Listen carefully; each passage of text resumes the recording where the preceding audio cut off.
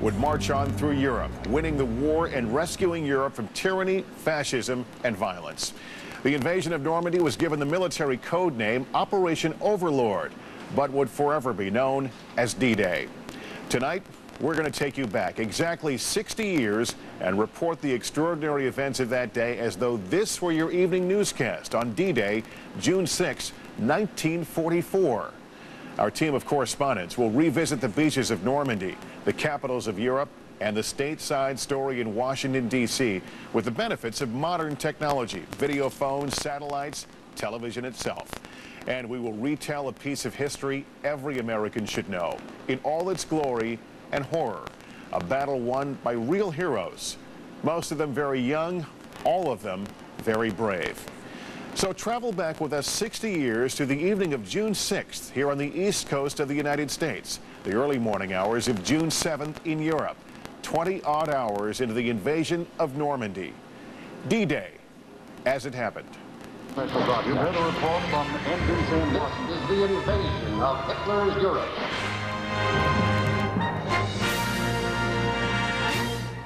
Good evening, everyone. I'm Lester Holt. Tonight, a special report. It's 8:00 p.m. Eastern Wartime. It's 2 a.m. on the beaches of Normandy, France, where Allied forces have invaded on a stunning scale.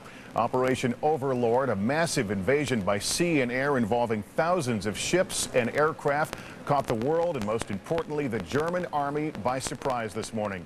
Operation Overlord concentrated on the northern coast of France, as you see here on the map. That's where British, Canadian, and American troops landed by the tens of thousands at approximately 6:30 a.m. local time.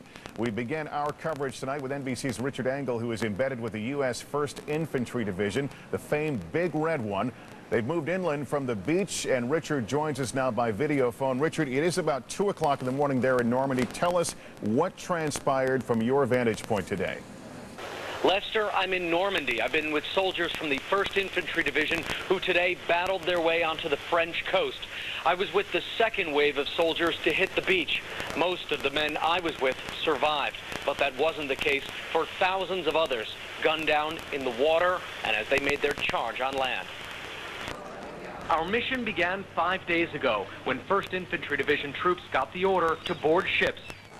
We headed down to Poole, a port on the southern British coast. When I first arrived, tens of thousands of men were loading onto the boats, each carrying a pack with 100 pounds of equipment, including clothing doused with chemicals to provide some protection if the Germans used gas warfare. The transport ships were crammed with men, tanks, jeeps, and artillery, but bad weather kept us in port. We spent long hours waiting for the weather to clear and for the final word to push off. Some soldiers used the time to write letters home to family and sweethearts. For many soldiers, it was the first time they were heading into battle, and everyone knew this was a major offensive, perhaps even the turning point of the war. Many told me they didn't expect to make it home. Finally, after 2 days nervously waiting, we set out across the stormy English Channel and joined a huge naval armada. Together, we headed for the coast of Nazi-occupied France. I saw thousands of vessels, battleships, cruisers, and landing craft. They stretched to the horizon. Some of the soldiers seemed eager to finally be taking the fight to the Germans. Others prayed, and crumpled up in each man's pocket was General Eisenhower's order calling for courage, devotion to duty, and nothing less than full victory. As we approached the French coast, it was dark.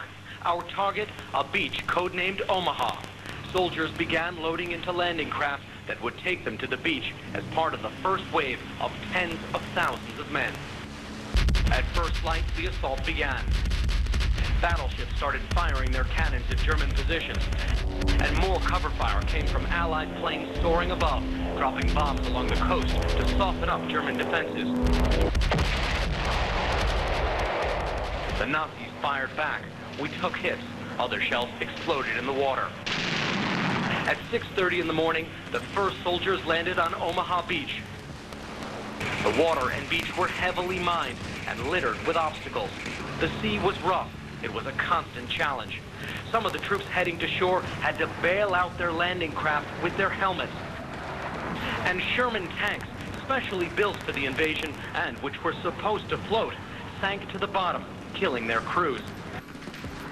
Many men were dropped off too far from the shore and had the near impossible task of swimming to the beach, dragging heavy, wet equipment amid a hail of bullets. Mortar and machine gun fire rained down from a 100-foot cliff overlooking the beach. The first landing parties didn't have a chance. Only a few of the soldiers survived. I watched the first deadly wave of attack from a landing craft, and at 8:30, 2 hours into the battle, the commanding general, Omar Bradley, ordered the landing at Omaha to cease. An officer told me General Bradley thought the operation was a catastrophe. He was focused on rescuing the few surviving men trapped at the base of the cliffs.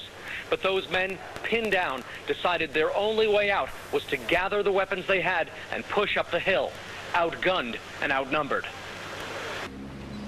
Navy destroyers came to their rescue, the captains pushing their boats to the limits, heading right to shore, the bottoms of the ships scraping the sand as they blasted with everything they had. The Americans on the beach managed to move up the bluff, clearing trenches, and started overrunning German positions. Then my regiment headed for shore as part of the second wave. When I landed, the beach was covered with debris, sunken craft, and wrecked vessels. I saw many corpses in the water and many more on the beach. By the afternoon, the beach was secure, and thousands of Allied ships began unloading troops and supplies headed into Europe. A sergeant told me that today was the greatest experience of his life. I made it off the beach and to the high ground. I'm king of the hill, he said. Lester? Richard, we're hearing that the Americans were the first Allied forces to hit the Normandy beaches today. Do you know why? Lester, it may have had a lot to do with the tides. These kind of operations are timed to happen between high and low tide, because if the water's too deep, mines could be hidden under the surface, and if the tide is too low, there's more beach to cover. And it seems that the tides were right first at the coast where the Americans were landing. Can you tell us, were the Allies expecting the Germans to mount such stiff resistance at Omaha Beach? Lester, I don't think so. I've been told that the Germans had recently moved crack, battle-hardened troops into the area, and that word hadn't made it back yet to Allied planners. Lester? All right, NBC's Richard Engel embedded with the U.S. First Army. Richard, thank you very much. Let's turn now to Andrea Mitchell at the War Department and get the very latest in the battle plan. Andrea? Lester, a new communique issued by Supreme Headquarters reports that there is heavy fighting between Allied paratroopers and German forces at Caen, a road and rail junction 8 miles inland. And German news agencies are now reporting heavy fighting at several inland points along the Normandy front. But here at the War Department, there is confidence and optimism. Officials say that the largest seaborne invasion in history has succeeded, and that tens of thousands of Allied forces are now on the ground in northern France. Before dawn in Washington, D.C. today, word came from across the Atlantic that a massive Allied force had crossed the English Channel and was attacking Hitler's Atlantic Wall. At 4:32 a.m. Eastern Time, communique number 1 was released by an aide to General Eisenhower. This is Supreme Headquarters, Allied Expeditionary Force. Under the command of General Eisenhower, Allied naval forces, supported by strong air forces, began landing Allied armies this morning on the northern coast of France. Sources here at the War Department say the invasion actually was scheduled a day earlier, but had to be delayed due to severe weather in the English Channel. The 24-hour delay caused Allied troops to wait nervously in cramped ships in British ports. When the weather improved, General Eisenhower gave the order to invade. The Supreme Allied Commander personally met paratroopers and glidermen the night before they left to make the first assaults behind enemy lines in northern France. The general told his men not to worry because they had the best leaders and equipment. One soldier replied, "Hell, General, we ain't worried. It's Hitler's turn to worry." German radio broadcasts report that the American 82nd and 101st Parachute Divisions were among the Allied forces dropped by American and British warplanes to disrupt German communication and supply line. Those flights were part of more than 7,000 sorties flown by Allied forces, in which 10,000 tons of bombs were dropped. The first wave of British bombers left at 11:30 on Monday night, followed by dawn raids by 1,000 flying fortresses and liberators of the United States 8th Air Force. With little opposition from the Luftwaffe, the bombing run softened up German defenses for this morning's daybreak landing by the Allies. See any Jerry's today flying around over there, Brad? No, we didn't see anything. We had everything under control. This group of American pilots were interviewed back in England today after flying 2 missions over France. What'd you see over there? A lot of airborne troops, paratroopers going in, spreading out. 1 minute you see them, next minute they're all gone. Pretty big show? Damn big. Did you see any naval operations at all? Yeah, there's a great big conflagration of large and small, all types of craft right near the beach there. A couple thousand, you see. The next part of the offensive came from Allied naval forces, their path cleared the night before by 200 British minesweepers. German radio reports 6 battleships, 20 destroyers, and more than 2,000 landing craft sailed across the English Channel. President Roosevelt said today that 2 destroyers and 1 landing craft were lost in the invasion. What we know right now is that American, British, and Canadian forces, under the command of General Eisenhower, Lieutenant General Omar Bradley, and British General Sir Bernard L. Montgomery, landed at 5 points in a crescent-shaped front on the Normandy coast. Each landing zone was given a code name. American forces landed at Utah and Omaha, British at Sword and Gold, and Canadians at Juneau. War Department sources say the fighting was fierce, and there are reports tonight that as many as 9,000 Allied soldiers have been killed. While Americans at Omaha took some of the heaviest casualties, the Utah force under the command of Brigadier General Theodore Roosevelt Jr., son of America's 26th president, took fewer casualties. War Department sources say a strong current took the Utah force 2,000 feet from the intended landing zone to a less defended site. Officials here at the War Department say there were elaborate measures to fool Hitler as to the time and place of the invasion.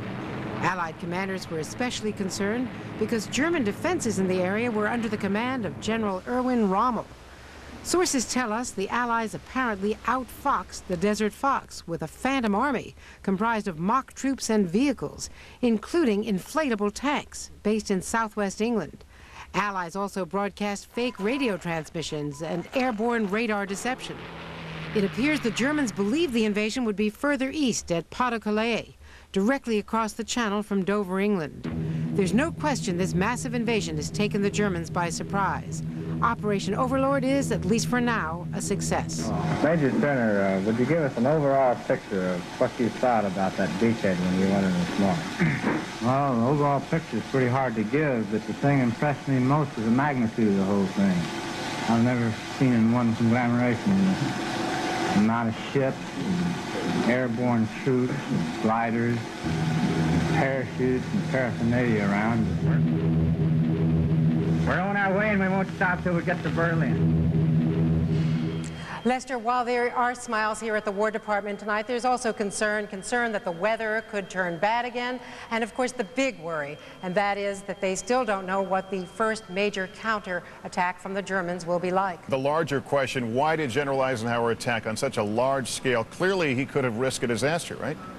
Exactly, that's a good question. Well, this goes back to what happened 2 years ago when the Allies attacked northern France at Dieppe. And the Germans repelled the force, and there were severe Allied casualties. It was a much smaller force. So apparently, according to my sources here in the War Department, General Eisenhower then insisted that he wanted an overwhelming force, large numbers, to go up against Hitler's fortress Europe, and that's apparently what did happen today. It is all stunning. Thank you very much, Andrea Mitchell at the War Department for us. When we return, NBC's Nora O'Donnell is at the White House where she has new details on President Roosevelt's day. And before we go to the break, this audio report just in. LA Times correspondent Tom Trainer reporting from the Normandy beaches as our coverage of D-Day continues.